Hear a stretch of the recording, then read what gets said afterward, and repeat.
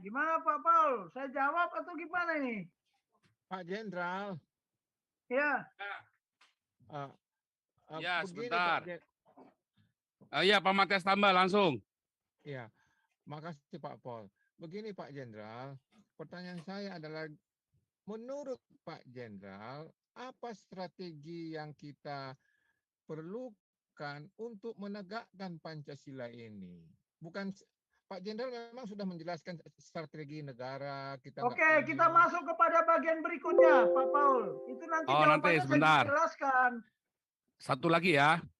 Sebentar, berarti Pak tambah ininya belum. Dalam teknik mengajar, jika pertanyaan belum itu selesai akan dijelaskan pada berikutnya nanti. Oke, kalau belum gitu selesai, ini baru teori. Oke, nanti. Ya, tadi artinya pertanyaan Pak tambah masih belum terjawab karena harus menyelesaikan dulu.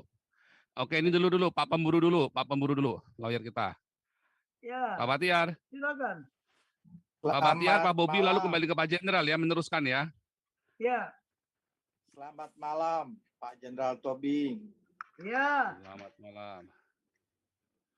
Jadi ada yang saya ingat bahwa Panglima Besar Jenderal Sudirman mewariskan doktrin bagi seluruh tentara agar ditaati, yaitu salah satunya adalah bahwa tidak ada tempat bagi ekstrem kanan dan ekstrem kiri dalam negara Pancasila, dan bahwa stabilitas politik dan pertumbuhan ekonomi harus terjamin demi masa depan negara dan bangsa. Tentunya itu akan diisi oleh kader dan lembaga-lembaga. Sekarang ini siapakah kader-kader itu dan lembaga-lembaga itu yang meneruskan doktrin Panglima Besar Jenderal Sudirman? Itu aja Jenderal yang saya tanyakan. Terima kasih. Oke. Cukup Pak Paul saya jawab? Bisa saya jawab Pak Paul? Halo? Loh, kok nggak kedengaran? Sorry, mati. Pak Bobi, silakan, lanjut. Sudah. Ya, Shalom, Pak Jenderal dan Pak Ya, Dr. Paul. langsung. Ya, oke. Ya. Saya mau ada 2 pertanyaan nih, Pak Jenderal. Siapa yang ini? nomor 1. Bobi. Oh, oke. Ya, lanjut. Oke, silakan. Ya, yang nomor 1 pertanyaan saya adalah ide-ide Pak Jenderal ini, ide-ide ini kan ide-ide yang bagus dan cukup dan sangat bermanfaat bagi bangsa Indonesia. Pertanyaan saya yang pertama adalah, mengapa ide-ide Pak Jenderal ini tidak bisa diterapkan dengan leluasa di kalangan kan di situ kan isinya kan para jenderal semua ya, otomatis mereka saya pikir mereka adalah orang-orang yang pilihan dan juga orang-orang yang cinta bangsa ini gitu loh. Nah, apakah tidak ada cukup dukungan pada saat Pak Jenderal masih bertugas untuk mewujudkan ide-ide Pak Jenderal ini? Itu yang pertama. Yang kedua adalah tadi Pak Jenderal bicara mengenai Ho Chi Minh yang mengatakan bahwa School of Life tadi ya, sekolah kehidupan. Nah, bukankah bangsa Indonesia punya School of Life juga ya untuk merumuskan sendiri doktrinnya, merumuskan sendiri strategi nasionalnya, ya? Apakah ini kesalahan siapa ini ya? Seperti yang mungkin tadi Pak tambah juga ini ya. Ini kenapa? Karena gini. Bahkan kalau saya nggak bisa tarik ke level individu ya. Bahkan ginilah, seandainya ada seorang anak yang tidak lulus SMA, kemudian dia masuk penjara, dia kena narkoba, kemudian dia bertobat gitu ya. Nah, dengan dia bertobat, dia kan bisa merumuskan kembali apa tujuan-tujuan hidupnya. Lah, kalau sebagai bangsa Indonesia kan harusnya kita mungkin mengalami kemunduran, ya kan, kekalahan di dunia internasional dalam bidang apapun. Tapi kan kita bisa berhasil merumuskan, harusnya bisa kembali lagi kita merumuskan jati diri kita, doktrin-doktrin yang hidup di bangsa Indonesia tersebut dan juga strategi-strategi nasional. Nah, itu aja pertanyaan saya, Pak Jenderal. Ya itu Terima yang kasih. terakhir artinya Indonesia belum bertobat Pak Bobi. Oke lanjut. Pak Jenderal 15 menit tanggapi 15 menit lanjutkan. Lanjut Pak Jenderal. Boleh dong, Pak. Gini, Sebentar jawab ini dulu ya. biar dulu. Pak Jenderal langsung. Nah, tadi Pak Robert bertanya bagaimana strateginya. Saya hanya kasih garis besar ya. Karena kalau strategi yang detail saya sampaikan di sini itu jadi informasi bagi pihak lawan. Strategi itu ada yang boleh dipublikasi, ada yang tidak boleh. Tapi saya mau kasih tahu dulu ya konsep strategi besarnya. Jadi bagaimana ada dulu pernah saya sampaikan ya, ada 4 strategi, lengkapnya 6. Bagaimana ada strategi pengembangan ya, pengembangan kekuatan dan kemampuan. Siapa? Para nasionalis. Nah, di dalam strategi pengembangan itu ada 2. Strategi pembinaan dan strategi pembangunan kekuatan. Pembinaan kekuatan ya dan kemampuan. Kekuatan apa? Kekuatan nasionalis. Nah, dengan apa? Ya melalui apa? Pencerahan dan pengkayaan. Ideologi satu-satunya. Ya Pancasila satu-satunya ideologi bangsa Indonesia. Sampai sekarang mana ada yang berpikir ke sana? Amanat konstitusi. Amanat ya, pembukaan. Kalau Batang Tubuh Buaya udah kacau balau itu. Kenapa? Karena itu berlaku tetap. 1 kali disahkan dan berlaku tetap sampai akhir zaman. Itu saya tulis di buku saya. Tidak ada yang lain. Nah, sekarang itu pembangunan, pembinaan harus. Sudah itu apa? Strategi kedua. Menggelar kekuatan yang sudah kita bina itu, yang sudah kita bangun, kita kembangkan. Digelar di mana? Di seluruh wilayah Nusantara. Kalau perlu sampai ke desa. Yang ketiga, strategi penggunaan kekuatan itu yang sudah kita bangun, sudah kita gelar, kita gunakan. Untuk apa? Menghadapi siapa? Ya para kilapa-kilapa ini. Yang keempat, strategi yang berikutnya, bagaimana mengkoordinasikan ketiga strategi tadi dengan siapa? Dengan tokoh masyarakat, tokoh agama, tokoh adat, tokoh-tokoh macam, termasuk sultan dan raja-raja. Jangan ajarin saya. Ya, ada nggak yang mengajarkan ini? Saya mau tanya, saya udah bilang sama Pak Putih. Pak Putih, kita harus seminar nasional tentang Pancasila. Di mana? Di gedung MPR. Kita undang dulu raja-rajanya. Kita undang dulu sultan-sultan itu. Seluruh Indonesia. Dulu pernah saya lakukan. Nanti ya, besok saya tayangkan videonya. Saya nggak hanya ngomong. Ide itu harus dilogoskan. Seperti Pak Paul ini. Punya ide nggak? Diakonia. Tapi dilogoskan. Jangan hanya ngomong. Kita ini kan kebanyakan OMDO. NATO. Ya kan? No action, talk only. Omong doang. Itu kan. Nah, kita nggak mau gitu. Saya nggak mau gitu. Ah, tadi Pak Bobi tanya. Loh, sekarang tanya. Pusat ya, peacekeeping center yang ada di Sentul itu ide siapa? Saya yang inisiator. Karena saya bukan pengambil keputusan. Ya, saya staff. Tidak berpribadi. Yang mengambil keputusan itu kan Panglima TNI. Oh, banyak sekali ide saya sampaikan. Ada yang diterima, ada yang tidak diterima. Ya beliau-beliau sendiri lah yang ada resiko. Coba bayangin, ya peacekeeping center yang di Sentul itu, inisiatif saya. Berapa puluh tahun tidak berdiri. Kita ngirim pasukan perdamaian. Kenapa baru tahun 2009 didirikan? Siapa kepala pusat kajian waktu itu? Dicalonkan jadi kepala peacekeeping center, calon tunggal, ditolak.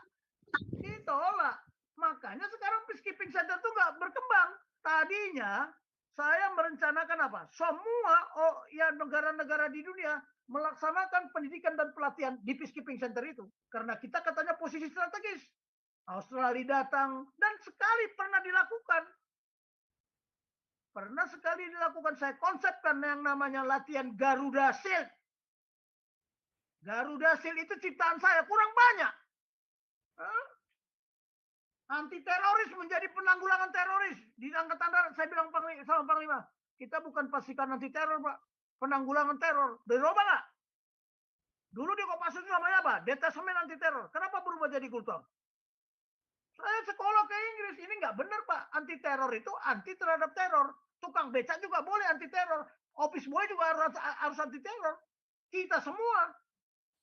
Sistem pertahanan keamanan semesta itu harus. Nanti saya tayangkan sih. Kalau nggak salah sudah saya kirim sama Pak Paul. Saya belum sempat kan.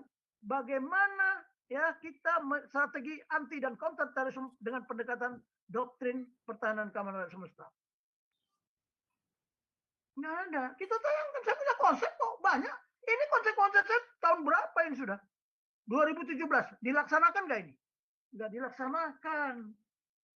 Nah, saya sampaikan di sini ya. Saya beritahu sama kita semua. Saya buka kotak Pandora. Ada nggak pertahanan negara kesatuan Republik Indonesia ini? Mana konsepnya? Mana tata ruangnya?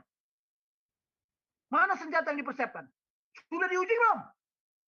Aduh, coba kalau saya ngepit dan protes anggota DPR pun nggak lurus itu. Jangan karena banyak uang dipilih rakyat duduk di sana. Yang mulia, bahkan ketua komisinya satu sekarang mantan wartawan. Kapan dia sekolah? Saya bukan nggak menghargai dia sebagai anggota DPR, tapi punya kompetensi nggak? Jangan-jangan karakter juga nggak punya. Ya, ini saya beritahu ya, saya buka aja sekarang karena saya sudah apa? Saya sudah selesai. Ya, masalah posisi apa segala itu masa lalu. Kalian pikir kalau saya ditawarin menteri saya mau? Enggak. Ya, jangan berpikir masa lalu sudah masa lalu. Ya, tapi saya mau meninggalkan legacy, terutama dengan buku. Ingat ya, buku itu hanya bahasa tulisan, Pak Paul. Ini bahasa visual. Yang saya omongkan bahasa lisan. Itulah yang saya dapatkan ketika saya belajar jadi guru, belajar jadi pelatih. Beda guru dan pelatih. Nah, kemarin kalau nggak salah Pak Robert ngomong ya, guru kencing berdiri, murid kencing berlari. Ada lagi, jika murid gagal belajar, guru gagal mengajar. Nggak pernah itu ditulis. Tulisannya depan pintu itu. Jika murid, nah sekarang saya tanya, kita kurang banyak apa dokter? Kurang banyak apa jenderal? Kurang banyak apa profesor? Kurang banyak apa? 76 tahun merdeka, kita nggak bisa apa-apa. Gaji seorang jenderal kalah dengan gaji seorang kopral di Malaysia. Ini, saya nggak mau pamer lah. Nanti kalau saya tunjukkan foto-foto saya, kaget semua yang ada di Zoom ini. Karena saya nggak pernah mau, diam aja saya. Tapi saya bekerja. Lomba tembak TNI nomor 1. Siapa yang bawa? Mau saya tunjukkan. Sejak itu TNI nomor 1 terus. Mau saya bongkar rahasianya. Singapura pun bisa nomor 1 kalau saya bongkar. Tapi saya nggak mau. Kenapa? Strategi. Saya dulu diketawain sama tim apa? Tim technical meetingnya dari Singapura. Waduh, Kolonel Tobing pengen jadi juara ya. Bayangin. Karena saya ukur semua. Jarak dari sini. Karena ada berapa macam lomba tembaknya. Dari sini ke sini saya ukur. Jaraknya berapa. Kemudian saya lihat. Jam sekian ini saya tungguin seharian. Kalau jam sekian matahari ada di mana. Sampai begitu saya nomor 1 semua diam. Pak Mahmud itu tanya itu, panglimanya Brunei, sampai dimarah-marah sama Sultan Bolkiah. Ya, waktu kita menerima piala, nggak mau Sultan itu menyerahkan lagi, diserahkan sama wakil perdana menteri, wakil menhannya. Udah itu 2005, itu lomba tembaknya 5 tahun sekali, bikin lagi, lomba lagi bikin 3 tahun. 3 tahun aja, 2005, 2008, saya masih aktif. Ya, dia sudah berusaha mengalahkan nilai kita waktu kita pemenang. Tapi saya juga nggak mau kalah. Menang lagi kita. Aduh, Pak Tobing lagi yang datang. Tanya itu Jenderal Mahmud itu, Jenderal Mahmud, panglimanya Brunei. Pak Tobing lagi, habis nanti Pak Tobing saya dimarahi Sultan katanya. Juara lagi kita. Karena nilai kita lebih tinggi lagi. Dia udah laporan, nilai kita udah mengalahkan tim TNI di waktu tahun 2005. Dia nggak tahu, kita juga persiapan. Tahu nggak? Kalau mau saya bongkar sini boleh. Tapi itu strategi, nggak boleh dipublikasi. Tapi secara garis besar tadi udah saya sampaikan. Jadi bagaimana? Nah, kedalamannya, bagaimana kita membina kekuatan nasional? Ya nggak boleh saya sampaikan di sini. Lawan tahu, waduh, dia caranya begini. Sementara lawan sudah mengajukan strategi. Dari mana kita tahu lawan sudah membuat strategi? Kapan strategi itu dirubah? Melalui paradigma. Ketika siapa? Si Sengkuni jadi ketua MPR. Lihat, diacak-acak semua. Hati-hati loh. Demokrasi Pancasila sekarang bukan demokrasi Pancasila, demokrasi mayoritas. Dan mayoritas ini sekarang siapa yang punya uang? Sehebat apapun saya, punya visi, punya misi, punya apapun, tidak akan mungkin. Karena saya nggak punya uang. Dan saya tidak suka dengan cara-cara begitu. Ya beli suara. Aduh udahlah, saya 2 kali caleg. 2 kali caleg itu pun sebenarnya saya nggak mau, tapi ketua partai memaksakan, ya sudah, saya ikutin. Tapi saya ikutin untuk apa? Bukan untuk menjadi pemenang. Saya pengen tahu bagaimana sebenarnya di lapangan. Anda tahu nggak? Waktu yang kemarin itu, bagaimana anggota TPU itu mati ketika melaksanakan itu? Tahu nggak? Ada berapa ratus yang mati? Gara-gara apa? Paradigma. Gara-gara paradigma si Effendi Gojali itu kan. Pilkada pemilu presiden dijadikan satu dengan legislatif. Saya menunggu sampai jam 3 malam. Belum lagi panas-panas lagi. Pada saat itu musim panas. Udah itu TPU itu ada yang di aspal. Panas dari aspal naik ke atas. Dari atas naik, dari bawah tuh naik. Gimana? Mereka belum tentu sehat. Mati. Di depan mata saya. Biar tahu kalian. Itu strategi. Siapa yang membuat itu? Ini nanti lihat lagi nih.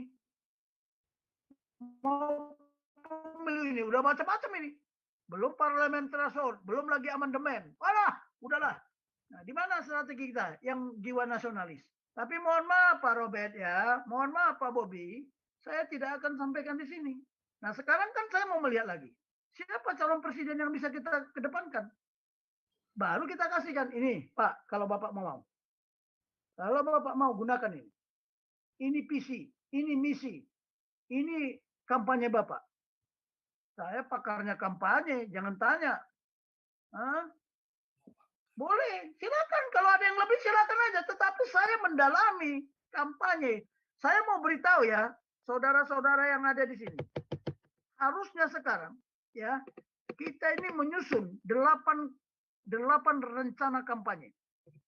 Yang pertama, kampanye menghadapi teroris. Harus serentak. Sudah serentak, harus semua seragam. Dari desa. Masa menghadapi teroris saja nggak bisa? Yang kedua, bencana alam. Lihat, ada konsepnya nggak? Saya mau tanya. Mana strateginya? Jangan tanya saya. Kalau saya udah jadi dosen di multinasional, bagaimana menghadapi strategi bencana. Tapi mau dipakai nggak? Nggak mau. Mau kapan kita tayangkan di sini, Pak Paul? Sudah ada konsepnya, tinggal tayangkan aja. Bagaimana rumitnya Indonesia waktu mengatasi tsunami Aceh. Ya, tetapi mengatasi tsunami Aceh selesai, terjadi lagi tsunami di tempat lain, di Sukabumi. Terjadi lagi di mana? Di Palu. Terjadi lagi di mana? Di Padang. 1 bulan saya baru ceramah di Padang. Ya, sibuk mereka. Oh, kami sudah latihan Pak Tobing. Protap udah disusun. Makanlah kau, saya bilang. Begitu terjadi, dan rem saya telepon. Kamu punya rencana kontingensi nggak? Mana? Kirim kemari. Saya waktu itu start operasi. Mana rencana kontingensimu? Nggak ada. Kita sekarang itu baru teroris bencana. Satu lagi apa? Wabah penyakit. Emangnya wabah penyakit ini selesai? Tunggu dulu. Ya, habis itu apa lagi? Kemungkinan bahaya kelaparan. Kemungkinan apa? Disintegrasi. Aceh, Papua, Maluku, Bali. Jangan kira Bali nggak mau merdeka. Oh, mau merdeka dia. Nggak perlu dibantu sama pusat, dia bisa tenang-tenang kok. Lihat, desa di Bali, itu uang koperasinya aja, mungkin sekarang udah 5M modalnya. Tapi di daerah lain ada nggak? Kenapa? Kembali lagi, saya jujur aja, bukan nggak saya tahu, saya periksa semua. Bali itu lebih lumayan lagi. Lumayan apa? Dia masih mengikuti apa kata tokoh-tokohnya. Masih mengikuti, masih. Nah, Bali, satu kelebihannya apa? Agamanya, kitab sucinya, jadi satu dengan budaya. Jadi satu dengan budaya. Kalau Batak, lain budaya, lain apa kitab suci, apa kata agama. Beda, di daerah lain juga banyak yang seperti itu. Nah, tolong ini, gimana bangsa ini? Udah carut marut. Nah, satu hal lagi, ya Pak Bobi, kita tidak membangun karakter. Makanya perintah Bung Karno waktu 17 Agustus 1962, perlunya bangsa ini membangun apa? Karakter and national building. Pertanyaan saya, mana strateginya? Ya. Oh, saya sudah penataran P4, ngerti nggak?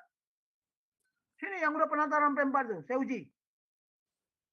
Ya, jangan bilang nggak tahu. Apa pernah di P4 di Pancasila itu adalah landasan suatu strategi? Ada nggak?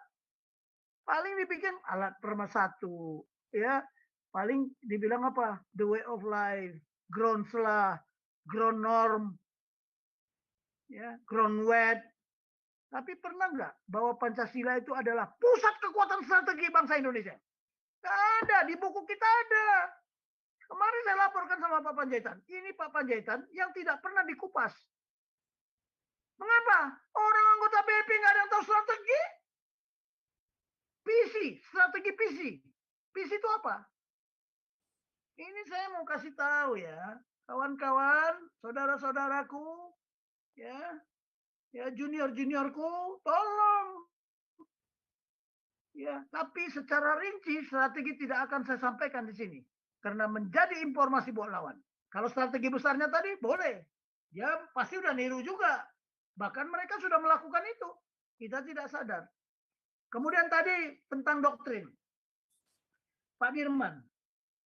Ya, Pak Dirman, waktu itu kita perang, doktrin militer belum ada. Mana ada doktrin militer? Enggak ada. Ya, cuman berjuangnya berdasarkan apa? Karena rakyat semesta itu ikut campur tangan. Tentara waktu itu mana ada, gajinya aja mungkin belum ada. Ya, tapi siapa yang ngasih makan? Rakyat yang ngasih makan. Tanyalah, ya, orang-orang tua kita yang masih hidup sekarang, bagaimana dulu tentara itu makan?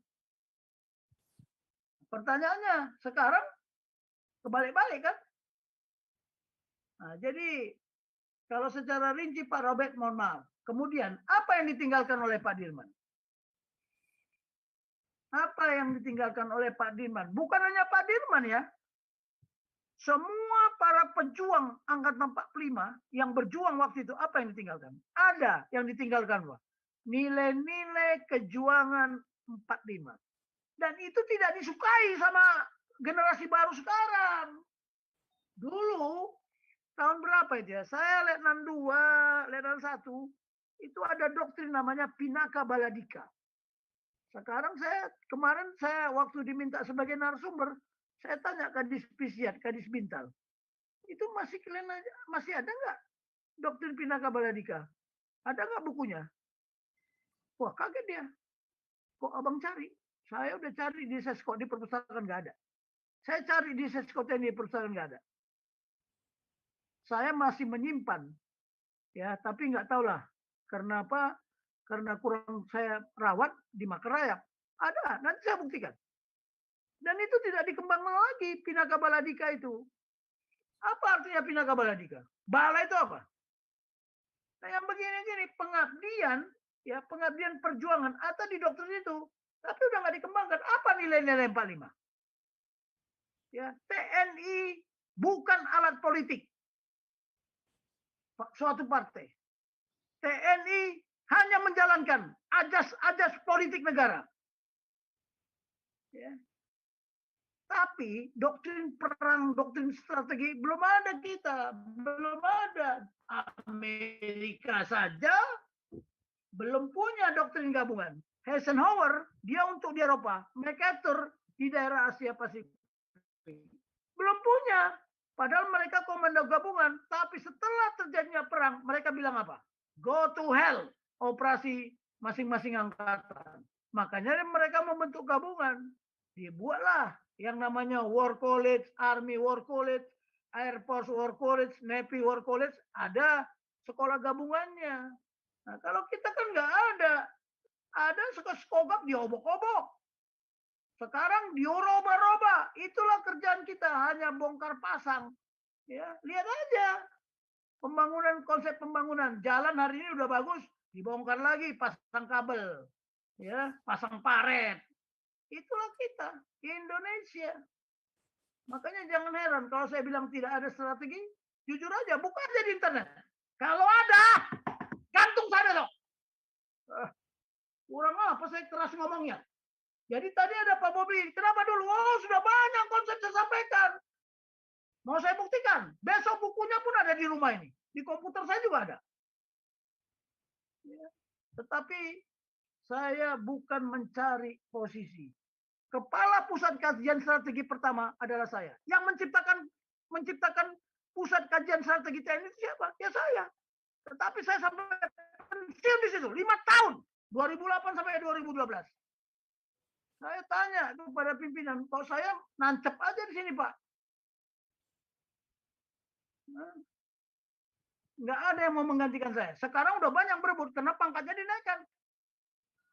Nah, itu kan. Jadi manusia ini kita itu hanya rotasi aja. Tahu rotasi nggak? Hari ini saya di sini, pangkat kolonel. Besok di sana bintang 2. Kalau di sipil juga gitu. Hari ini mungkin saya pelayan lah. PNS tingkatnya level bawah. Besok gimana saya bisa jadi wakil dirjen? Besoknya lagi bagaimana saya dirjen? Dengan segala cara. Bukan dengan karakter dan kompetensi. Saya jujur aja. Tes aja kalau nggak percaya. Ada ya, ada. Tapi bisa dihitung jari. Kalau mereka betul-betul punya karakter dan punya kompetensi, tidak ada korupsi. Yang disebut Pak Beta. Tidak ada korupsi. Siapa yang sudah ke rumah saya? Lihat. Pak Putih, siapa lagi yang udah ke rumah saya? Apa? Bu Siti Padilla kemarin. Waduh, kaget. Dikira rumah jenderal itu udah mewah sekali. Apa yang mewah?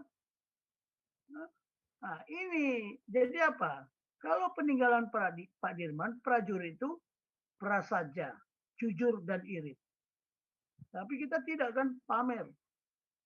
Ya, saya pernah bilang, ini dulu pernah saya dimarahin Panglima. Pak Tobing, Panglima, kita ini kok makin hari tentara ini kok makin takut. Oh, dari mana? Lihat aja, Pak. Semua bintang, di topi bintang, di pundak bintang, ya di tongkatnya bintang, di cincinnya bintang, di mobilnya bintang muka belakang. Satu lagi Pak yang belum ada, di pantatnya itu nggak ada bintang saya. Sekarang pertanyaannya, Pak Dirman ada nggak? Bintangnya di mana? Waktu itu saya dimarahi, loh katanya ngikut Pak Dirman. Pak Dirman lihat fotonya Pak, ada bintangnya nggak? Di mana bintangnya? Di hatinya bintangnya. Saya bukan nggak mengikuti. Jadi bukan tidak tahu. Ide udah saya sampaikan. Buktikan siapa yang berinisiatif. Pusat kajian strategi. Pusat Peacekeeping Center. Siapa? Jipoy. Garuda Shield. Lomba tembak. Banyak sekali. Ya. Oke ya, ini gambaran yang perlu saya sebabkan. Tapi saya tadinya karena dipancing ya keluar semua kan. Tadinya saya nggak mau pamer reputasi. Jangan khawatir Pak Jenderal, gaspol saja. Yang saya beritahu ya, di negara ini pertama kelemahan bangsa, gengsi. Gengsi. Yang kedua, apa? Kalau yang pangkatnya rendah ngasih tahu yang besar, dibilangnya menggurui. Yang ketiga, itu dulu pernah saya ngomong, itu mah konsepmu itu gagasanmu 10 tahun lagi yang baru bisa diwujudkan. Itulah komentar mereka. Gitu. Saya bukan nggak ngomong, saya pikir ini saya mengikuti ajaran Eisenhower, is now or never. Eisenhower pernah nggak mau dipecat? Lihat, tapi istilahnya ide-ide ataupun katakan konsep mental ya kepemimpinan yang ada di Amerika tidak bisa dipakai di Indonesia. Nggak bisa. Saya beritahu, lebih banyak orang penjilat. Itu yang jadi. Asal Bapak senang. Asal Bapak senang. Sementara saya bikin asal Bapak susah. Karena banyak PR kan. Ini ngasih PR terus ini si Tobing ini. Nah, kalau nggak ada RP-nya nggak mau dia. Kalau ada RP-nya oke. Itu masalahnya. Aduh. Bangsa Indonesia ini udah ketabrak sama Indonesia. Amerika gagal di Vietnam, mau kita bongkar di sini. Nanti saya pelajari itu. Nah, the best school of defense is the school of life. Itu kapan? Tolong pelajari ya. Bung Karno, Pak Yani, beberapa jenderal berangkat ke Vietnam. Pulang dari Vietnam, waduh, kita kok ada persamaan. Langsunglah didirikan Lemhanas, Lembaga Pertahanan Nasional. Langsung Bung Karno ngomong apa? Pertahanan nasional akan maksimal jika berdasarkan geopolitik. Pertanyaannya, sudah dijabarkan nggak? Geopolitik seperti apa? Geopolitik zamannya Pak Dirman dulu, zamannya Bung Karno, sama dengan sekarang nggak? Ya enggak. Geopolitik maknanya apa? Geo itu geografi. Politik itu apa? Bicara kekuasaan. Bicara apa? Pemerintahan. Ya. Bicara kolonial. Lebensraum, mencari ruang hidup. Pertanyaannya sekarang, geopolitik dulu sama nggak dengan sekarang? Karena sekarang geo itu bukan yang fisik, tapi non-fisik. Kok bisa kadun-kadun ini, kilapa-kilapa ini? Dari mana? Itu kan non-fisik dipakai. Hati-hati. Karena semua terjadi perubahan. Dari mana? Adanya ide. Berubah menjadi paradigma. Menjadi filosofi, menjadi doktrin, menjadi indoktrinasi. Doktrin itu bukan indoktrinasi. Tolong dibedakan. Indoktrinasi, pokoknya seperti inilah. Indoktrinasi itu apa? Kalau kamu nggak pakai jilbab, masuk neraka. Itu indoktrinasi. Kalau doktrin nggak, ajaran. Apakah jilbab itu merupakan apa? Ada prinsip dasar nggak di situ? Diyakini kebenarannya. Dari mana asalnya? Dari Timur Tengah. Coba lihat lagi, kenapa itu dipakai jilbab? Apakah orang Muslim aja yang pakai jilbab? Orang Yahudi juga pakai. Suster-suster pakai. Kenapa? Karena di sana banyak debu. Tidak melihat. Nah, sekarang dikembangkan. Makin parah lagi di TNI. Waduh. Makanya terjadi perbedaan. Terus kelihatan kan? Kalau nggak pakai jilbab, pasti bukan Muslim. Makanya adik-adik saya waktu saya ngajar di Seskogap, mereka datang ke saya waktu istirahat. Pak, bagaimana keadaan negara ini? Kok kamu ngomong seperti itu? Apa Pak Tobing, Bang Tobing nggak mempelajari? Oh, saya sudah tahu. Terus saya tanya kalian, doktrin kan apa? Kalau terjadi apa-apa? Apa kalian? Ini kan kalian semua Bali-Bali nih, orang Bali. Ya, kalau kami udah diajarkan oleh nenek moyang, tinggalkan Jawa. Itu doktrinnya. Kenapa? Karena mereka ngomong sama saya, aduh, istri saya itu kalau kumpul-kumpul sama ibu itu rasanya sakit hati. Karena sering diomongin, oh ini Bu Putri ini harus dijilbabkan juga. Begitulah. Coba, ini udah pecah nggak? Kenapa? Karena agama ya seolah-olah mengatur negara. Makanya kita kembali, Pancasila itu bukan negara agama, negara yang berketuhanan. Semua, ya katakanlah, kepercayaan, keyakinan, itu punya Tuhannya masing-masing. Punya konsep ketuhanannya masing-masing. Emangnya Ki Sujana itu sudah apa di negara ini? Soman itu sudah seperti apa rupanya? Nanti kita gundulin. Bagaimana cara mengunduli otaknya itu? Kalau saya percaya aja, makanya saya berani nantang kemarin Menlu ya. Waktu dia mengutuk-ngutuk Israel. Kemudian bilang, waduh, semua negara berutang kepada Israel, kepada Palestina. ngutuk-ngutuk Israel. Wah, ini orang otaknya di mana? Nah, otaknya di mana? Halo? Karena nggak punya strategi diplomasi. Memusuhi Israel dengan membela Palestina belum dikalkulasi untung dan ruginya. Itulah strategi tadi, capable being. Dan nggak cara ngomong begitu. Hati-hati loh. Israel itu firman Tuhan. Artinya anak kesayangan Tuhan. Di Bible itu apa? Tertulis. Aku akan selalu menjaga kemurnian firmanku. Nggak tahu Pak Paul di ayat berapa itu. Tapi itulah yang pernah saya dengar. Hati-hati. Apa artinya Israel? Israel kesayangan Tuhan. Walaupun dia bandit, walaupun dia menantang. Tapi itu firman Tuhan. Kalau Tuhan sekali ngomong, tidak mungkin dua kali. Tapi kan kita bicara agama jadinya. Saya nggak bicara agama. Mari kita bicara strategi. Ingat, saya sudah mendalami banyak strategi, ternyata di Bible semua. Clue-nya itu ada di Bible strategi itu. Tuhan turun ke bumi untuk apa? Sasarannya apa? Mencari orang yang berdosa.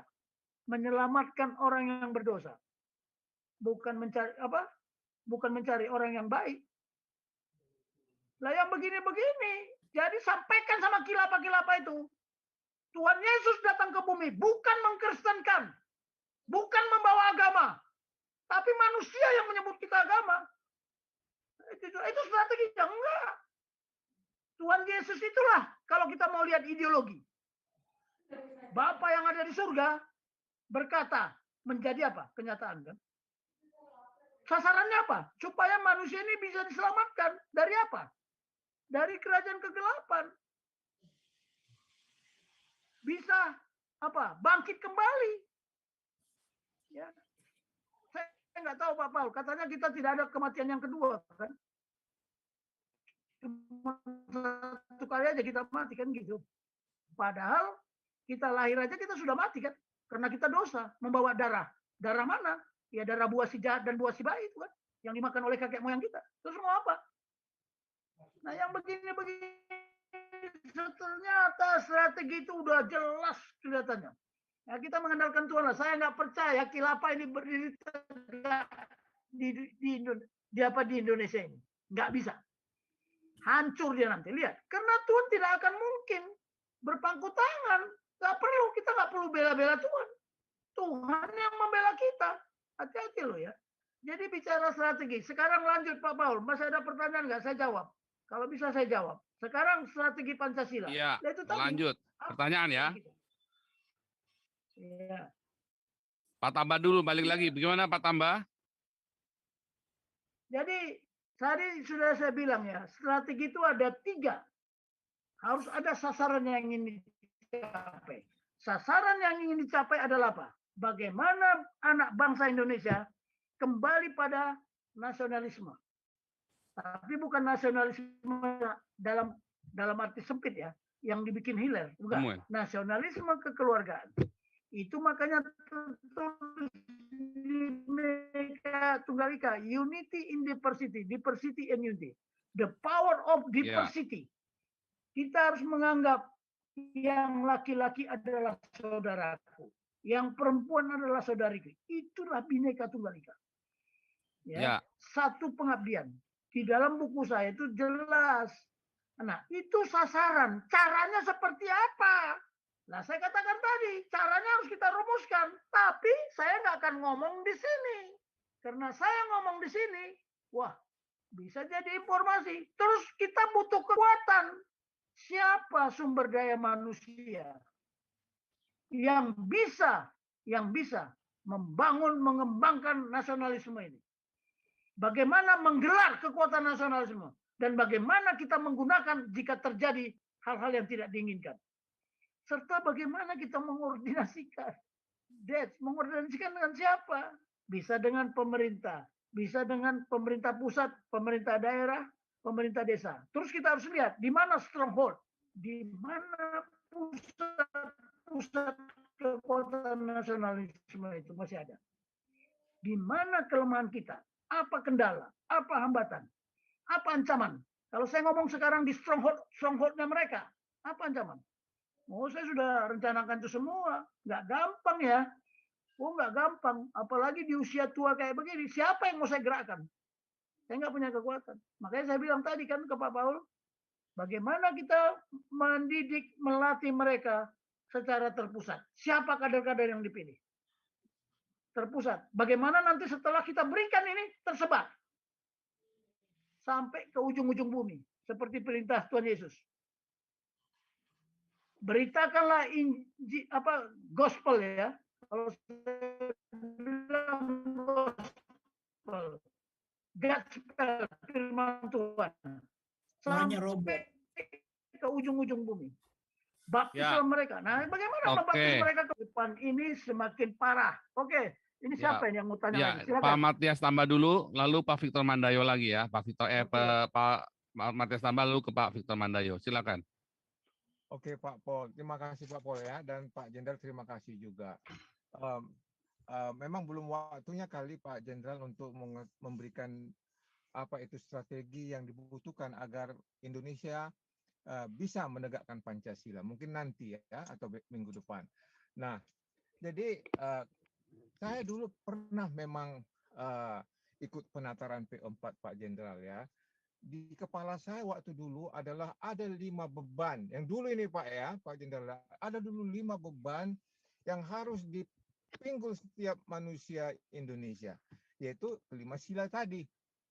Nah, lalu setelah berjalan waktu dan tiba di negeri orang ini, lalu terpikir dan juga mendapatkan banyak informasi dari Pak Jenderal mengenai Pancasila di sini, dan juga dari guru Pak Jenderal Pak Noto Asef, lupa namanya Pak ya, yang mengajarkan Pancasila terhadap kepada Pak Jenderal.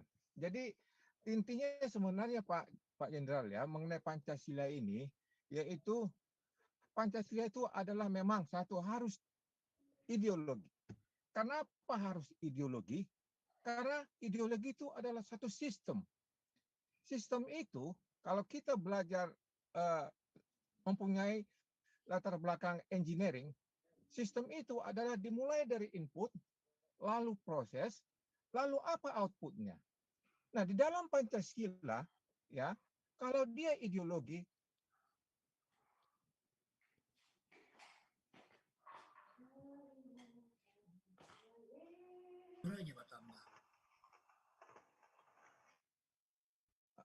Suaranya Pak tambah hilang ya?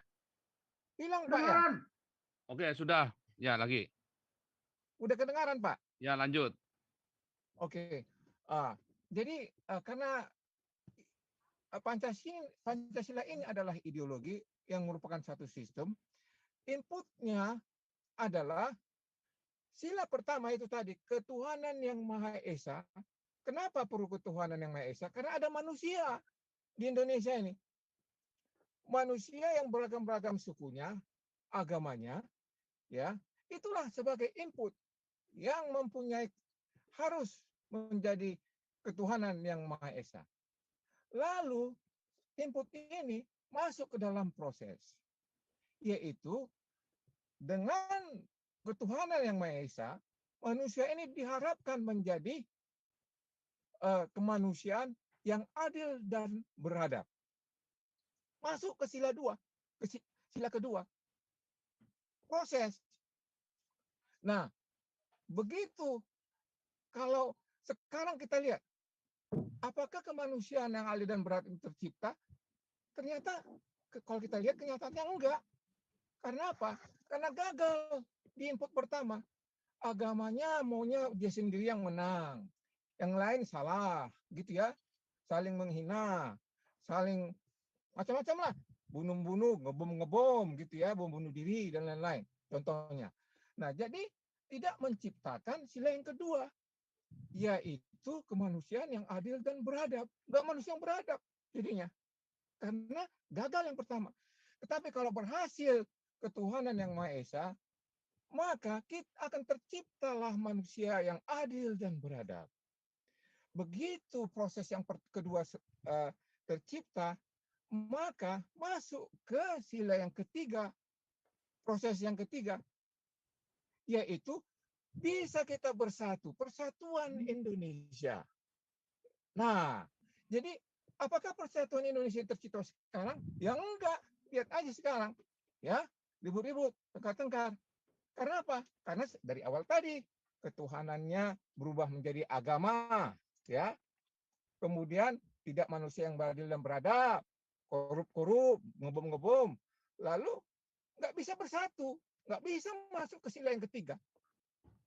Lalu bila katakanlah itu sukses, sila pertama sukses, ketuhanan yang Maha Esa, lalu sila kedua menjadi manusia yang adil dan beradab, sukses, jadilah kita bersatu yang utuh. Nah, kalau sudah terjadi persatuan Indonesia, maka sila keempat bagus. Bisa kita bermusyawarah dan mufakat. Ya Pak ya? Nah, jadi dari sila kedua sampai sila keempat, itu adalah proses. Nah, outputnya apa? Yang kelima, sila kelima. Yaitu keadilan sosial bagi seluruh rakyat Indonesia. Itulah yang diharapkan. Outputnya.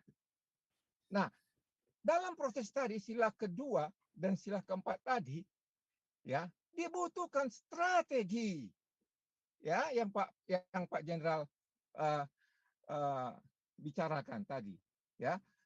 Bagaimana strateginya dalam proses ini tadi? Inputnya ada, outputnya begini, tapi prosesnya supaya sila kedua, ketiga, keempat, supaya mendapatkan keadilan sosial bagi seluruh rakyat Indonesia, itu perlu strategi.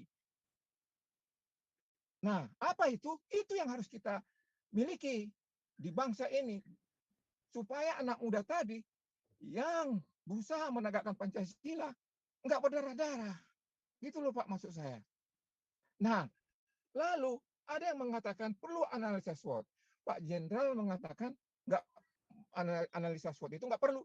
Ya, sekarang udah nggak perlu analisa SWOT untuk Pancasila. Karena apa? Karena Pak Soekarno, ya, waktu dulu sudah menggunakan analisa SWOT itu untuk menciptakan pemikiran apa yang diperlukan Indonesia. Lahirlah Pancasila. Dia lihat apa itu ideologinya. Sehingga apa itu sistemnya. Lalu dengan analisa SWOT dilihatnya apa strength kita. Punya masyarakat yang beragam-ragam, punya agama yang beragam-ragam, budaya yang beragam-ragam, ya. Lalu kemudian weakness-nya apa? Wah, weakness-nya bisa ribut ini semua orang karena terjadi perbedaan. Nah, opportunity-nya apa? Lalu threat-nya apa? Ancamannya apa? Sehingga timbullah, lahirlah Pancasila. Jadi analisa SWOT yang menurut Pak Jenderal itu nggak perlu sekarang untuk Pancasila maksudnya, saya setuju. Nggak perlu analisa SWOT lagi untuk menegakkan Pancasila. Karena sudah digunakan oleh Pak Soekarno dulu menciptakan Pancasila. Nah, yang perlu sekarang adalah bagaimana sistem itu. Baik, Pak Paul, ini pertanyaan atau menjelaskan? Saya kasih input, kan boleh Pak. Nah, sekarang begini, kalau Bapak mau narasumber, Bapak narasumber. Kalau bertanya, saya jawab. Buka dulu halaman, buka halaman 4. Udah saya jelaskan, Bapak nggak dengar. Coba buka dulu halaman 4. Halaman 4. Jangan murak balik. Di buku saya tertulis semua itu. Lanjut. Halaman 4. Nah ini, coba lihat ini. Ini sistem. Tunggu, saya nggak mau Anda jelaskan yang sudah saya jelaskan. Dengar dulu, lihat ini. Lihat. Tunggu dulu, Pak. Kalau jangan diungkit-ungkit lagi SWOT ya. Jadi sewot kalian semua nanti. Saya udah bilang, strategi tidak mengenal sewot. Strategi itu mengenal apa yang menjadi ancaman. Apa kendala, apa hambatan, apa tantangan. Itu. Kenali kekuatan kita, kenali kelemahan kita. Nggak ada di SWOT itu. Memang saya setuju, nggak perlu SWOT. Ya sudah, kalau udah setuju jangan diungkit-ungkit lagi. Stop aja. Lihat ini, dengar. Dengar ini. Jangan ngajarin saya yang tidak ngerti Pancasila. Anda bukan Pancasila kok. Ini lihat. Instrumental input paradigmanya. Ini sistem. Ini kita ini ada environmental input. Ya, kita ada sistem, ada proses, subjek, objek, metode. Objeknya apa? Subjeknya siapa? Metodenya gimana? Permasalahan yang ada. Supaya apa ini?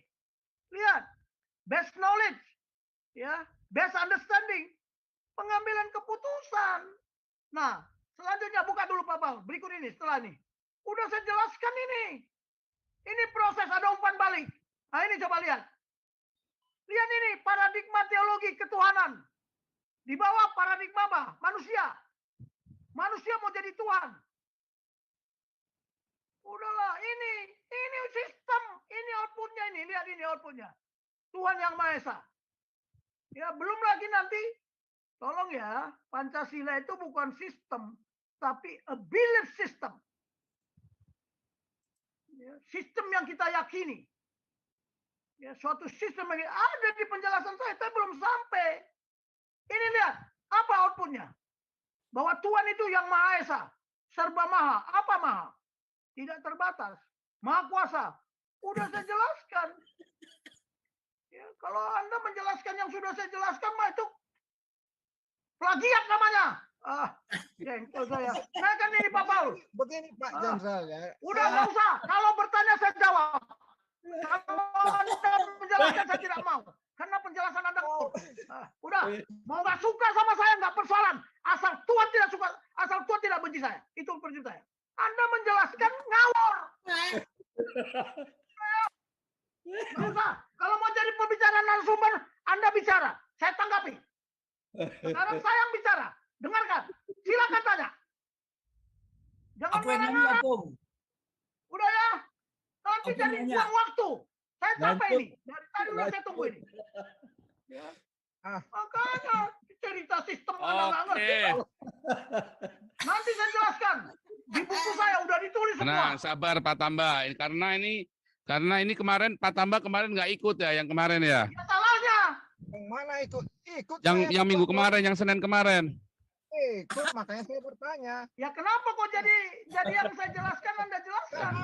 Jawaban Pak Jenderal menimbulkan pertanyaan. Sudahlah.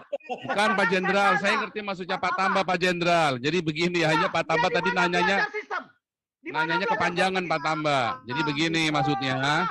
Nanti capek ini saya udah ngantuk ini. Ya, oke, kita lanjut dulu Pak Victor Mandayo. Ya, baik. Makasih Ya, banyak ini. lanjut. Opung Jenderal, Masih banyak sabar ini. Opung. Nah, Belum selesai pokoknya ini. begini. Saya memaparkan, tolong tanggapi. Jangan ajarin saya ya, karena ilmu Anda nggak sampai. Bukan Ya. ngajarin Pak Jenderal, nggak ada Ya ngajarin. sudah. saya Ya udah. bilang. Pak saya Victor jelaskan langsung. di sini. Tidak cukup. Ya. Pak Jenderal ini Ya. biar Pak Victor langsung Pak Jenderal. Karena tinggal Oke. 20 menit waktu kita. Hari ini kita diajari tentang strategi. Saya sangat suka banget. Ini pertanyaan saya Opung. Karena Ya, silakan. tadi Opung berbicara test and proper test. Ya. Artinya di sini ada yang guru, ada yang murid. Artinya murid itu dites. Yang lucunya di sini itu dilakukan oleh anggota dewan dalam itu RI, DPR RI. Tentu yang dites and proper test itu kan bukan fisika, matematika dan sebagainya, tentu kepemimpinan, kemudian kebangsaan, Pancasila itu yang mungkin saya tangkap ya. Tetapi kok yang ngetes itu harus anggota dewan. Padahal apakah mereka sendiri pernah lolos tes and proper test Pak Jenderal Opung? Apa mereka yang anggota dewan itu pernah dites dan proper test enggak? Sehingga mereka harus Panglima, contohnya Panglima TNI dites and proper test oleh mereka. Itu yang pertama. Di zaman Pak Harto, memang ada sisi baik buruknya, tapi saya tidak berbicara mengenai sisi buruknya, tapi yang saya ceritakan ini mengenai kebaikannya itu penanaman dasar Pancasila melalui penataran P4.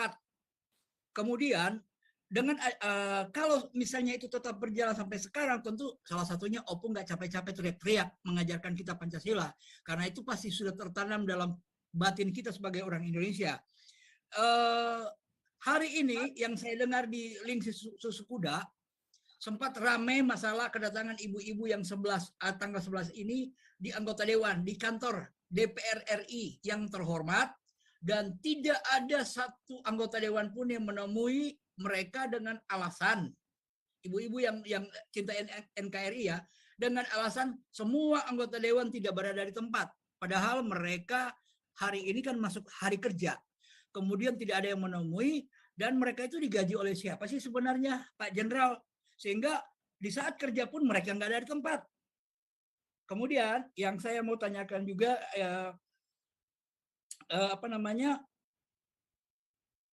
masalah adanya kesalahan-kesalahan dalam perumusan Undang-Undang Dasar 45 yang sudah dirubah, yang diutak-atik seenak perutnya dari zamannya setelah terjadi kejatuhannya Pak Harto, itu dirombak, tetapi masih memakai nama Pancasila Undang-Undang Dasar 45. Masih sahkah dikatakan Undang-Undang Dasar 45, Opung? Sedangkan sudah dirubah kiri dan kanan, muka dan belakang. Masih boleh nggak gitu digunakan kata kita berdasarkan Undang-Undang Dasar 45? Seharusnya kapan dirubahnya itu dipakai nama itu dong, Opung. Itu aja pertanyaan saya, Tuhan berkati. Oke, saya langsung jawab ya. Ya. Pertanyaan 1, apakah itu patokan yang standar mengepit and proper test? Di mana panglima di negara di dunia ini yang ada fit and proper test seperti dilakukan di Indonesia? Nggak ada. Panglimanya Amerika nggak ada. Kapan? Australia ada nggak? Nggak. Saya kenal mereka. Mau saya tunjukkan fotonya? Nggak ada fit and proper test. Dan fit and proper test itu bukan dia yang harus menilai, Presiden. Sekarang, apakah Komisi 1 itu tahu tentang militer? Hah? Tunggu dulu. Yang ngetesnya udah dungu. Saya bilang dungu. Kenapa? Orang mereka udah jadi zombie kok. Nah, tadi ibu-ibu, saya lihat di DPR tadi ada demo. Anggota DPR udah ketakutan, pantatnya udah kepanasan, tau nggak? Waktu kemarin mahasiswa teriak-teriak DPR Dewan Pengkhianat Rakyat, udah bingung dia. MPR sekarang Majelis Penyiksa Rakyat. Ya itu tadi, masa seorang jenderal dites sama cecengu-cecengu itu? Tapi kenapa? Ya itu tadi pergeseran paradigma. Dibuatlah panglima dites. Kalau saya panglima mau dites gitu, lebih bagus saya tidak mau jadi panglima. Itu saya karakternya. Betul. Loh, kalau enggak nanti yang ngetes saya tanya, kamu ngetes saya apa dasarnya? Ilmumu sampai mana? Pengalamanmu sampai mana? Investasi pengabdianmu di mana? Hanya karena punya uang kan? Cek anggota DPR itu, hampir semua yang punya uang. Bukan karena kemampuan. Mau saya tes anggota DPR. Setuju, Pak Sibuk Tobing. dengan bikin undang-undang. Makanya kita ini mati gara-gara undang-undang. Tahu nggak? Indonesia ini mati karena undang-undang. Bubarkan DPR. Memang harus dibubarkan. Ya, setuju. Saya bilang sama Putin kalau mau ngirim peluru kendali ke Indonesia. Penipu rakyat itu, apa? Pak. Senayan itu dulu yang dibom. Mereka itu dewan penipu rakyat, Pak. Iya, Dewan Pengkhianat Rakyat, Dewan Penipu Rakyat. Mana kerjanya selama reformasi ini apa? Coba. Bangsa ini berantem, makin konflik sara di mana-mana. Ya. Apa anggota DPR? Bisa apa dia? Nggak ngerti. Untunglah saya nggak jadi anggota DPR. Kalau saya anggota DPR, saya maki-maki semua, itu nggak? Sini, hadapin. Kalau berani. Saya bukan apa ya, udah nggak ada lagi yang saya takuti, tau nggak? Urat saya udah nggak ada lagi urat takut. Udah selesai. Masa lalu saya itu udah selesai. Urat takut udah putus, Pak Tobing ya. Iya, yang kedua, lihat anggota DPR itu. Kemarin saya ngomong kan, yang oligarki itu siapa? Ya dia. Coba ya, presiden 2 periode. Kalau mereka sampai 7 periode, sampai mati. Baru berhenti. Itu benar nggak? Itu bukan oligarki. Itu urat malunya sudah putus, Pak Jenderal. Bukan Artinya urat malunya lagi. Urat gelinya pun udah nggak ada. Nah, itu coba. Benar nggak? Apa yang dikerjakan? Coba setelah reformasi ini apa yang dikerjakan? Nanti kita bongkar. Di buku saya itu tertulis semua. Masa panglima di prepaid of proper test? Panglimanya aja yang bego. Malah lagi kemarin, akan melaksanakan perundang-undangan. Sumpah prajurit tidak ada bicara perundang-undangan. Sabta Marga tidak ada bicara perundang-undangan. Cuman apa? Bersendikan Pancasila. dan konstitusi Undang-Undang 45. Nggak ada perundang-undangan. Saya mau tanya ya, jujurlah kita. Perundang-undangan kita ini banyak yang salah nggak? Banyak yang salah nggak? Banyak Pak Jenderal. Nah, Makanya iya, kita mau gugat kenapa 155 Panglima iya. Sekarang begini, kenapa Panglima TNI di fit and proper test? Kapolri di fit and proper test? Karena politik sudah masuk. Supaya apa? Menyemang-nyemang mereka yang mulia. Tai kucing.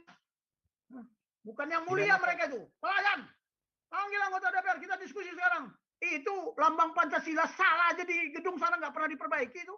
Makanya kan saya bilang zombie. Mana Pak Putih? Pak Putih, pernah dengar nggak saya ngomong zombie? Gelap semua. Udahlah. Kalau saya nggak ngomong nggak benar, silakan. Lanjut dulu. Lanjut dulu Pak Jenderal ya. Ya, oke. Ini Pak Sudiswanto, ya. Pak Sudiswanto lalu Pak Malaikat ya terakhir ya. Pak Sudiswanto, silakan. Saya di sini terpaksa gebrak-gebrak kan olah Tenang, harus begitu Pak Jenderal. Kalau enggak ini ngantuk semua Pak Jenderal. Ini Pak Matias tambah pun sampai tegang ini. Kalau di tempat Pak Iki saya nggak mau Pak Paul. Asik pokoknya. Silakan Pak Sudiswanto. Pak Paul 1 menit aja. Bentar aja. Saya lihat ada Pak suara malaikat. Wah, saya harus hati-hati sama dia soalnya mungkin dia adiknya. Oke, tenang Pak Robert, tenang. Stel kendo. Saya bikin panas begini. Kenapa? Karena berubah itu susah. Nggak boleh. 1 menit, Pak Paul. Kita harus cairkan dulu kebekuan itu. Kebekuan itu. Oke, sebentar Pak Tamba. Nanti kalau ada waktu kita balik lagi. Ini biar mengalir dulu Pak Tamba. Pak Sudiswanto, silakan. Supaya mengalir. Shalom Pastor. Shalom Pak Sudiswanto. Shalom Pak Tobing dan teman-teman semua. Ya. Jadi every single point you have presented is great. Megalos bahasa Yunaninya. Oke. Jadi saya tidak usah bantah poinnya perfect ya. Memang kita problem kita ini ideologi negara yang parah. Ya. Masalahnya adalah ini hanya Tobing, Jenderal Tobing yang punya. Saya khawatir hanya Jenderal Tobing nih yang punya kekhawatiran ini. Oleh karena itu, mengapa dalam waktu dekat tidak dimasyarakatkan ke kalangan elit? Makanya langkah berikut sebetulnya, kalau perlu, Indonesia ini sekarang punya senior-senior dari para pensiunan, baik pegawai negeri maupun militer, berkumpul untuk satu tim membicarakan konsep ini, terutama tentang tadi, Dewan Kamnas tadi itu ya, National Security Council, tentang GBHN, tentang macam-macam, terus melakukan petisi dan langsung minta persetujuan presiden. Ini negara sudah gawat sekali ya, khilafah bukan lagi menjadi mimpi, tetapi sudah gremet menjadi actual power ini sebetulnya khilafah. Bukan lagi potential power, kan terbukti dengan adanya ekonomi syariah, wisata halal dan berbagai macam-macam kan. Jadi ini negara dalam keadaan krisis banget deh. Jadi militer pensiunan mau tidak mau, walaupun reformasi melarang militer berpolitik, ini yang dipentingkan negarawan senior sebelum pada ke Taman Makam Pahlawan Kalibata ini sebetulnya harus bangkit dan membentuk satu tim. Ini tinggal 2,5 tahun lagi. Kita sudah menjelang khilafah nih, walaupun nanti tetap Undang-Undang Dasar 45 dan Pancasila, NKRI, harga mati. Isinya tuh yang dikhawatirkan adalah khilafah. Ya. Jadi saya usulkan mungkin Pak Tobing, marilah orang-orang seperti Jenderal Hendro, Jenderal Agung Gumelar dan macam-macam nasionalis, baik yang sipil juga intelektual, bersatu membuat kompetisi ke presiden. Kalau perlu, saya kira setengah kudeta deh. Untuk sistem itu kita tidak mengkudeta kekuasaan ini. Kita mengkudeta sebuah konsep yang ingin menyelamatkan Indonesia. Ini usulan saya yang paling realistis. Begitu saja, teman-teman. Terima kasih Pak Tobing. Ya, lanjut. Pak Malaikat dulu, Pak Malaikat. Pak Malaikat dulu, Pak Jenderal. Terima kasih sarannya ya.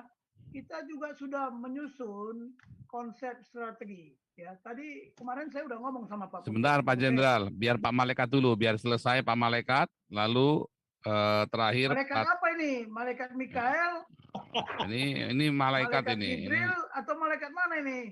Ini lanjut, Jangan Pak. lu malaikat sial aja, mangkat. jangan lu Lanjut sial, ya. malaikat. Ya, shalom, Pak Shalom. Jenderal. Yuk. Ini dikirim dari aktor Korea, Kim Il Sung. Aktor Korea ganteng, tempo hari 5, sekarang tinggal 2, saya bagikan. Shalom semua. Jadi begini, bagi saya Pancasila itu gampang kok. Pancasila itu yang benar itu P4, pedoman penghayatan dan pengamalan Pancasila. Pak Tobing, Pak Jenderal, saya untuk Indonesia saya sudah disuruh membuat monumen nasional IR Soekarno yang di ND, itu saya. Berangkat dari Surabaya, rangka-rangkanya dari depan rumah saya bawa ke ND. Itu saya dari dulu memang bodoh. Kasih tangan kiri, tangan kanan enggak boleh. Akhirnya saya dengan berbekal itu, dengan tulus ikhlas, saya jalan. 5 kali flight saya pergunakan cuma 2 kali. Sisanya saya nggak mau ambil. Saya nggak mau tukar uang. Saya dijanjikan untuk jalan-jalan ke 7 danau Parna, saya nggak mau. Saya pulang. Saya kangen keluarga. Begini, Pak Jenderal. Bagi saya itu Pancasila itu harus seperti Alkitab. Dihayati, dibaca, dan diamalkan. Seperti Alkitab itu pun kalau menurut saya, dan saya sering berdebat dengan orang-orang, Alkitab itu bukan firman Tuhan, selain kamu baca tidak dengan Roh Kudus. Kalau kamu baca Alkitab dengan tidak Roh Kudus, itu sama halnya dengan buku yang dicetak. Jadi kalau kamu mau bakar, silakan bakar, saya tidak marah. Silakan kamu bakar, kalau perlu mana duitmu, saya belikan, kamu mau bakar lagi. Sama halnya dengan Pancasila. Kalau dibaca saja tidak diamalkan dan dihayati oleh yang membaca sekaligus diamalkan, kita menjadi bangsa yang bodoh sekali. Dan terus terang aja, ada seperti kemarin Pak Gajah Mada ngefans sama Pak Ponto, istilahnya non-fans sama Pak Jenderal tersayangku Tobing. Otak saya itu, saya malam-malam keramas lagi Pak Tobing. Saya nggak tahu isinya apa. Ada aja ini. Saya keramas, Pak Nabi 26. Saya nggak ngerti. Kalau saya lihat figurnya Pak Ponto dengan figurnya Pak Tobing, jauh. Hati nuraninya Pak Jenderal Tobing, betul-betul hati yang diisi dengan Roh Kudus. Terus gini Pak Tobing, saya itu tidak mau mengobrak-abrik, tumbangnya Pancasila bukan karena khilafah. Khilafah hanya sebagai alat, tetapi kimbangnya Pancasila itu ada aktor di balik semua itu. Saya bilang, bicara, itu Sinterklas berjiwa Jibril. Saya kalau ngomong itu Amrik dengan namanya yang tumbang. Stop dulu, nanti ada yang marah ini, Amerika marah semua ini. Saya cinta Matias, saya cinta personal, tapi saya menyatakan di balik semua ini Amrik itu menginginkan Soeharto tumbang 98. Sudah bisa saya tangkap. Oke, lanjut dulu. Oke, cukup Pak Malaikat. Ini biar cuman punya waktu 10 menit Pak Jenderal, karena kita harus segera udahan. 10 menit Pak Jenderal ya. Ini Pak Jenderal. Ya, nanti Bung Beta, Oke, Bung Beta terakhir benar ya Bung Beta, lalu Pak Jenderal. Kita cuma punya waktu 10 menit. Bung Beta terakhir. Aduh, terima kasih Pak Mike. Ya, Pak Malaikat. Nanti saya bahas ya. Ya, Pak Malaikat. Bung Beta terakhir, Bung Beta. Ya, Pak Malaikat. Ya, Pak Malaikat, maaf, itu mengenai Amerika kemarin Pak Malaikat bilang bahwa Amerika di belakang khilafah, waduh saya bantah besar itu nggak bisa. Oh nggak bisa Pak, Afghanistan dan lain sebagainya, semuanya. Kita sekarang juga terus China, Rusia. Ya, kalau ada datanya valid, yang kita bisa. Oh valid Pak, valid. Saya terus terang aja, saya baru valid. Oh, ini... Kekayaan mamon. Oke, stop. Kalau gitu stop dulu. Ini kita biar fokusnya Pancasila apa? Pak Jenderal dulu silakan. Kalau gitu, silakan. 10 menit Pak Jenderal. Oke, baik. Ya, tadi saya tangkap dari Pak Michael ya. Malaikat. Iya Pak Michael. Bahwa Pancasila itu sama dengan Alkitab. Ya. Saya mau mengajak kita berpikir lah sekarang ya. Yang pertama ini saya dari bawah dulu lah ya. Nah, saya mau mengajak begini, coba berpikir. Ketika kita beli HP, di atas HP itu apa? Manual book kan? Ya, betul. Manual book. Nah, betul ya? Di Betul. manual book itu yang pertama kali dia pasti memposisikan bahwa HP saya ini, katakanlah Samsung atau Apple lah, segala macam. Pasti dia mempromosikan apa? Kehebatannya kan? Kekuatannya kan? Ya, Oke? betul. Nah, Oke. yang kedua, di situ ada aturan main, larangan. Contoh, jangan hidupkan HP ketika bicara. Jangan hidupkan HP dekat pom bensin. Ya. Jangan. Banyak sekali ada jaminan. Lah, Alkitab, bukankah Tuhan menunjukkan kekuatan dia? Kemahakuasaan dia. Segala maha. Yang kedua, ya kan? Ada larangan nggak? Ada aturan. Jangan begini, jangan begini, jangan begini. Tapi ada garansi nggak? Kalau terjadi kerusakan, kalau pabrik-pabrik itu Samsung apa segala macam, kembali kepada apa? Otoritas dealer. Otoritas atau authority dealer. Nah, kita juga gitu, berdosa, buat pelanggaran, kita bertobat, kembali kepada Tuhan. Sama dengan HP ini juga, kalau Pancasila juga demikian.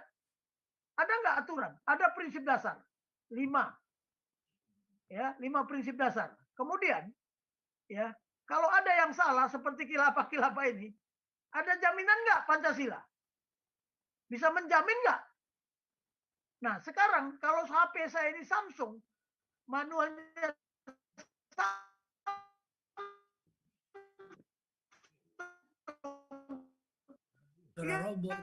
tidak boleh kasih ke Nokia.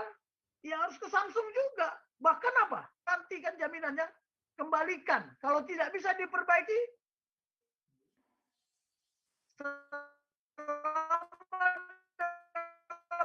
jaminan apa? Saya akan ganti dengan yang baru. Sekarang saya tanya, pabrik Samsung kenal kita nggak? Saya sudah tahu kau. Saya sudah mengenal engkau sejak di perut ibumu, di kandungan ibumu. Tapi kau pabrik Samsung sekarang yang menciptakan Pancasila itu Tuhan, bukan bilang pencipta Pancasila. Emangnya Bung Karno nggak baca Bible apa? Tunggu dulu. Betul. Nah, Betul. Miracle Pancasila itu. Nah, sekarang, Miracle. Oke, sekarang yang menjadi pertanyaan, apakah buku ideologi Pancasila ini menjamin keselamatan? Di situ yang menjadi pertanyaan. Makanya keadilan sosial itulah yang menjadi sasaran. Caranya seperti apa? Ya harus melalui sila keempat. Ya, keadilan sosial itu sila kelima. Itulah yang menjadi sasaran. Kalau itu dijadikan strategi, tadi kan saya bilang, ada sasaran yang ingin dicapai, ada cara yang ditempuh, ada sarana kekuatan. Jadi sasarannya adalah keadilan sosial. Ya, bagi seluruh rakyat Indonesia. Gemaripah, ya, Gemaripah Lojenawi Tata Tertib Kertararja. Cara yang ditempuh apa? Sila keempat. Harus berdasarkan kedaulatan rakyat, bukan kedaulatan partai. Bukan kedaulatan anggota DPR. Ingat. Ya, kerakyatan yang dipimpin oleh hikmah kebijaksanaan dalam permusyawaratan perwakilan. Musyawarah untuk mufakat, bukan musyawarah mufakat. Tetapi sarana kekuatannya apa? Semangat persatuan. Sila ketiga. Ya, sila ketiga. Tapi berdasarkan apa? Ketuhanan yang Maha Esa.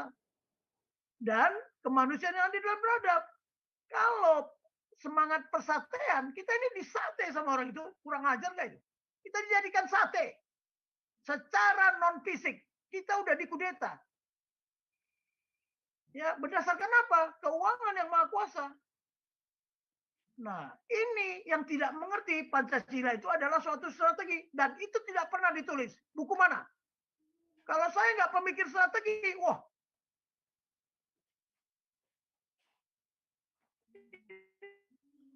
Di Pancasila, Bung Karno bilang apa? Melekat. Saya belajar dari Pak Notonegoro bahwa sila pertama ya mendasari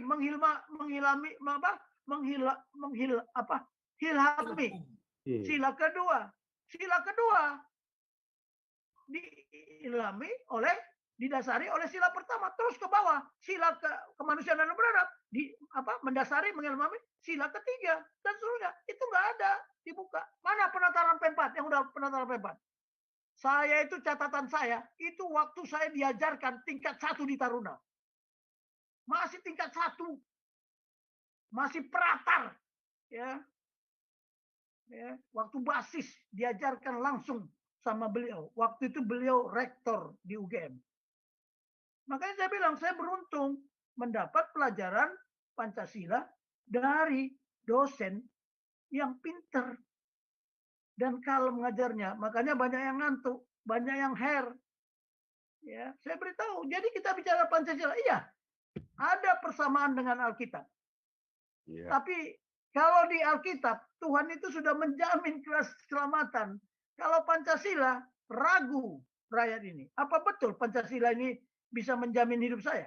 Anak-anak sekarang apa ngomongnya? Tolong ini, generasi-generasi berikutnya ini. Mengapa dia cuek sama Pancasila? Karena Pancasila ini katanya apa? Oh nggak bisa kok, Pung. Nggak bisa, Opa. Nggak bisa, Om. Kebutuhan kami nggak bisa dipenuhi dengan Pancasila.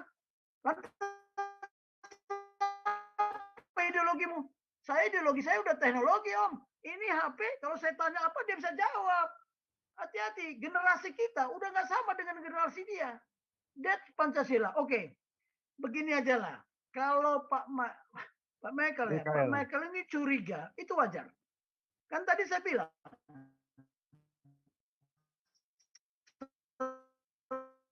selama negara, masih ada negara di sekitar kita, berarti ada konflik kan kepentingan nasionalnya.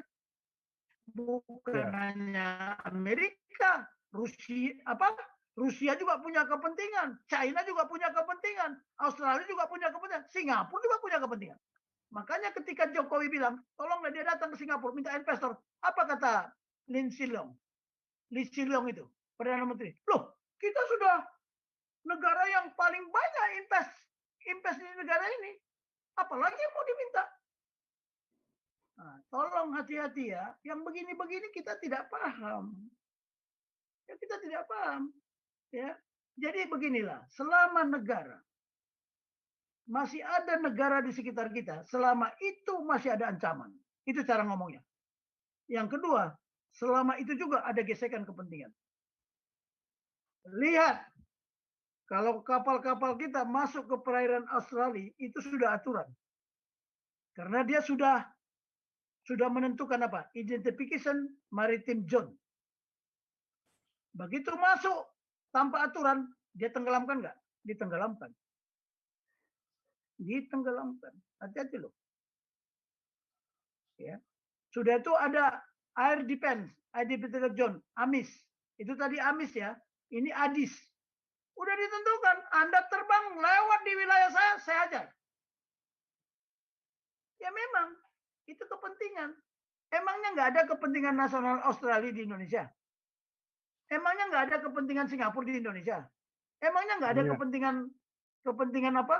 Kepentingan Amerika? Kepentingan Rusia? Ada. Bahkan Rusia bilang, jangan coba-coba Indonesia diganggu. Kami duluan yang akan turun. Itu ngomongnya dia. Datang Perdana Menteri Cina juga, Menteri Luar Negeri kalau nggak salah. Dia bilang apa? Jangan coba-coba ya kejadian 98 terjadi lagi di Indonesia. Mereka mengeluarkan paradigma baru. Semua turunan Tiongkok yang ada di belahan dunia ini adalah warga negara Tiongkok. Yeah. Jadi hati-hati, kita tidak invasion sekarang sudah nggak berlaku aturan PBB, tetapi kita bisa menginvite dia, mengundang mereka datang. Hati-hati. Makanya mereka sudah siaga penuh, on call. Begitu perintah langsung, udah siaga ya. Beda di militer itu ada kesiapan operasi sama kesiagaan operasi. Beda. Kesiapan operasi itu masih dalam pembinaan. Tapi kalau sudah kesiagaan operasi, itu setiap saat on call siap digunakan, siap digerakkan. Pertanyaannya, kita udah sampai ke sana belum? Aduh, kecil banget. Saya pernah nggak boleh aja jadi panglima. Otak saya, tapi saya kan selalu saya tidak perlu menjadi panglima, tetapi saya menjadi panglima di setiap hati prajurit. Itu yang perlu. Yes. Ngapain? Pangkat bintang 4, tapi kelakuannya kopral. Kopral lebih mulia lagi. Pak Jenderal. Oke ya, itu terjawab Pak Michael. Kemudian tadi dari itu yang Amrik kalau itu Pak Beta tadi kan hanya itu Pancasila itu salah satu yang rusak itu dengan Sinterklas berjiwa Jibril. Terus gini Pak Jenderal, saya dengan petinggi-petinggi itu ya saya merupakan tali kasih berbagai roti lah. Saya enggak percaya. Tentunya juga zamannya PSI. Jokowi 2 kali saya turun. PSI saya turun, berharap dia baik, tapi nyatanya omong kosong, gembos. Kasus MKC aja dia diam. Itu karena HAM-nya penuh. Karena untuk melanggar HAM dia tidak berani berkoar. Karena di balik HAM itu Amrik. Itu biangnya menindas dan memasuk di setiap negara. HAM. Itu ya salah satu yang dipakai, Pak Jenderal. Baik. Nanti kapan kita bicara HAM ya. Jadi tolong Pak Jenderal, kita itu jangan digiring fokus kepada Taliban dan lain sebagainya. Kita tahu Taliban, kita tahu isi di belakang itu semua. Semua orang sudah tahu siapa. Sinterklas bergaya, berjiwa Jibril. Siapa? Amrik. Kita ini sudah kesusupi Amrik banyak. Yang bicara nih. Oke. Ya, nanti kita bahas lah ya. Bicara itu konflik kepentingan nasional. Kemudian makanya saya bilang kita nggak punya strategi. Sementara mereka punya strategi. Saya mau beritahu aja sekarang. Di strateginya Amerika, ya, yang menjadi goals atau target sasaran mereka, sasaran yang ingin dicapai, ya, saya beritahu aja, the great American leadership in the global world, great leadership. Jadi makanya Amerika itu tidak ingin kepemimpinannya direbut oleh negara lain. Makanya US PACOM